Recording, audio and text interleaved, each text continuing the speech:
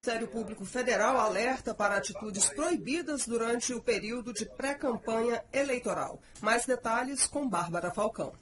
O Ministério Público Federal está atento à postura dos pré-candidatos antes do período de campanha que começa no dia 16 de agosto. Um dos pontos de maior atenção é a propaganda eleitoral antecipada. Na última semana, os pré-candidatos ao governo de Goiás, Ronaldo Caiado, Daniel Vilela e José Eliton, além do pré-candidato ao Senado, Hilder Moraes, foram alvo de 3 representações por esse motivo. Em entrevista à CBN, o procurador regional eleitoral Alexandre Moreira Tavares, que protocolou as representações, explicou que caso as ações sejam consideradas procedentes, os políticos podem ter de pagar uma multa mínima de R$2.000. Foram 3 casos específicos envolvendo propaganda eleitoral antecipada.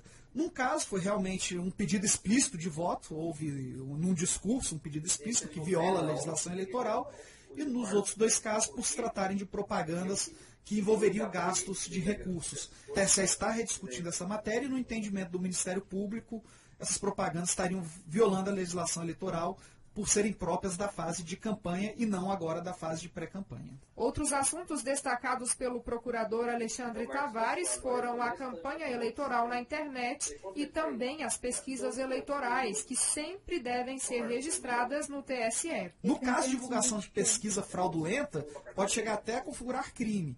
Então, a pessoa, ao compartilhar pesquisas eleitorais, é muito bom checar se realmente aquela pesquisa vem de uma fonte confiável, se aquilo não é uma fake news e se aquilo tem registro na Justiça Eleitoral. Porque o Tribunal Superior Eleitoral entende que, inclusive, as pessoas físicas que compartilham pesquisas sem registro na Justiça Eleitoral nas redes sociais, como no Facebook, estão sujeitas a essa multa de R$50.000. Além das representações aos pré-candidatos por propaganda eleitoral antecipada, o Ministério Público Federal também emitiu, no início do mês, 2 recomendações ao governador de Goiás, José Eliton, envolvendo gastos com publicidade e execução de programas sociais neste período que antecede as eleições. Bárbara Falcão, CBN Goiânia. A gente continua neste assunto porque o que tem de dúvidas com relação a essa eleição 2018 não está no gibi, né? São várias as dúvidas.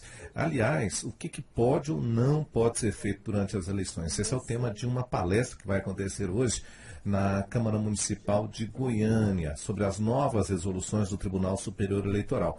Quem vai conduzir essa palestra é o advogado eleitoral Diogo Corozara, que está conosco aqui no CBN Goiânia. Doutor Diogo, bom dia. Bom dia, Luiz. Bom dia a todos os ouvintes da CBN. A gente tem acompanhado que uma preocupação muito grande é exatamente o uso da internet, das redes sociais nas eleições. Essa é a maior preocupação ou não? São várias as preocupações. É uma eleição nova e eu sempre digo que é uma eleição também num processo de transição. A gente vive um momento muito conturbado. Então, se trata de uma eleição que a gente chama de uma eleição ponte, né? Que vai chegar a algum lugar que a gente ainda não sabe qual que é, Luiz. Essa questão das fake news e da propaganda na internet é algo novo, que a Justiça Eleitoral ainda não tem muito julgado, essa matéria ainda não está muito apreciada. Mas também a eleição da questão dos fundos, né, da nova forma de arrecadação de recurso e também de muita restrição na propaganda eleitoral. Então, esses são temas que ainda vão ser esclarecidos ao longo da campanha. Acabei de ouvir a entrevista aí do doutor Alexandre Moreira Tavares a respeito de propaganda antecipada. E a gente tem claramente que a própria Justiça Eleitoral ainda está discutindo como que é possível essa propaganda antecipada. Então é uma eleição nova, é uma eleição bastante importante para a história do Brasil, né? Uma eleição que pode alterar os rumos da nação e do Estado e, obviamente, ela vai ter todo o cuidado por parte da Justiça Eleitoral. Doutor Diogo, além desses pontos, quais os outros que o senhor destacaria aí como as grandes novidades para a eleição desse ano? Bom dia, Mariane. Olha, é uma eleição que também vai trazer uma participação popular, uma participação popular diferente nessa eleição. Nós vamos ter nessa eleição a diminuição de alguns blocos do tempo de propaganda no rádio e na televisão. Os candidatos, por exemplo, a governador terão muito pouco tempo, porque agora volta nos blocos a ter propaganda, o que não teve em 2014, para deputado federal, deputado estadual e a senador. E maciçamente é uma eleição onde a internet vai estar presente de forma muito clara no cotidiano, né? E nós vamos ter que verificar como como que a Justiça Eleitoral vai dar conta? Será que a Justiça Eleitoral vai ter a agilidade necessária? Será que os candidatos vão levar essas matérias para a Justiça Eleitoral com a agilidade necessária para não permitir fake news, para não permitir a utilização indevida da propaganda eleitoral? Então, são muitos os questionamentos a respeito dessa matéria. Eu, particularmente, entendo que nós não vamos ter como controlar a internet. A internet é uma praça livre. A internet, na verdade, é a nova praça do interior, aquela praça onde um cochichava com o outro e se falava mal um do outro.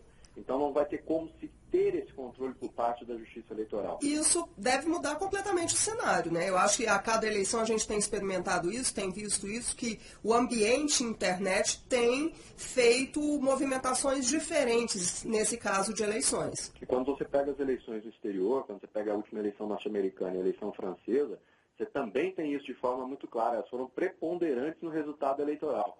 E essa vai ser a primeira eleição onde a gente vai ter esse teste no Brasil.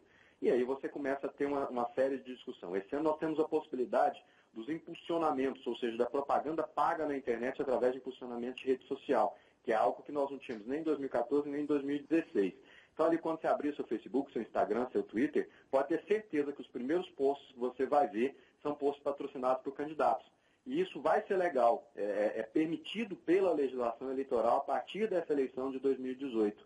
Então, nós teremos uma forma nova de interação da comunidade e muito principalmente através da internet. E, obviamente, e é esse o tema da palestra que a gente vai estar hoje falando na Câmara Municipal a partir das 2h30, as inscrições são gratuitas através do site da Câmara, é justamente sobre a utilização da máquina pública, que é outro tema que preocupa bastante a todos, né? Haverá claramente uma fiscalização muito pesada do Ministério Público e de outros candidatos sobre a questão da utilização da máquina, que deve ser proibida, que deve ser obviamente coibida, porque não se pode ter uma candidatura que tenha um benefício maior do que a outra. Doutor Diogo, muito obrigado. Um bom dia ao senhor. Bom dia, Luiz. Bom dia a todos os ouvintes.